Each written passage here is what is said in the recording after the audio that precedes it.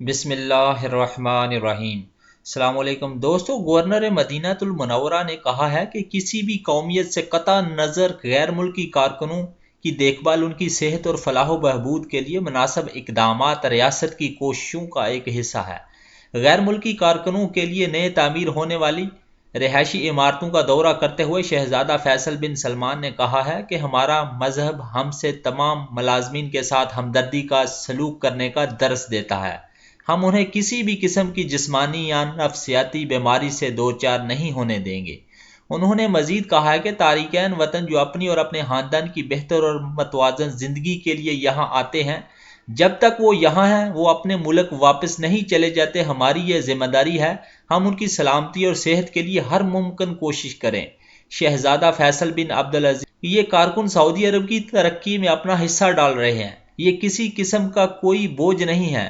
ہم چاہتے ہیں کہ یہ کارکن جب سعودی عرب سے واپس جائیں تو ایک مثبت سوچ اور خیال لے کر جائیں۔ یہاں انہیں ملکی ترقی میں حصہ دار اور مہمان کے طور پر خوش آمدید کہا جاتا ہے۔ گورنر مدینہ نے واضح کیا کہ کارکنوں کی رہائش کے معاملہ پر کچھ عرصے قبل نشاندہی کی گئی تھی، جس کے بعد مختصر مدت میں اس پر کام ہوا ہے۔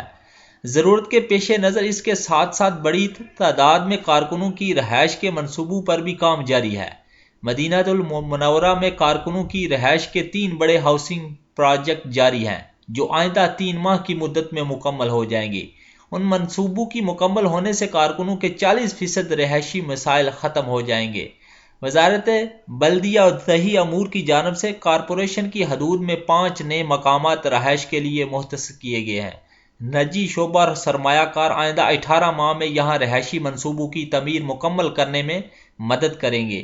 یہ رہائشیں بین الاقوامی ماحولیات اور صحت کے اصولوں کے مطابق تیار کی جائیں گی۔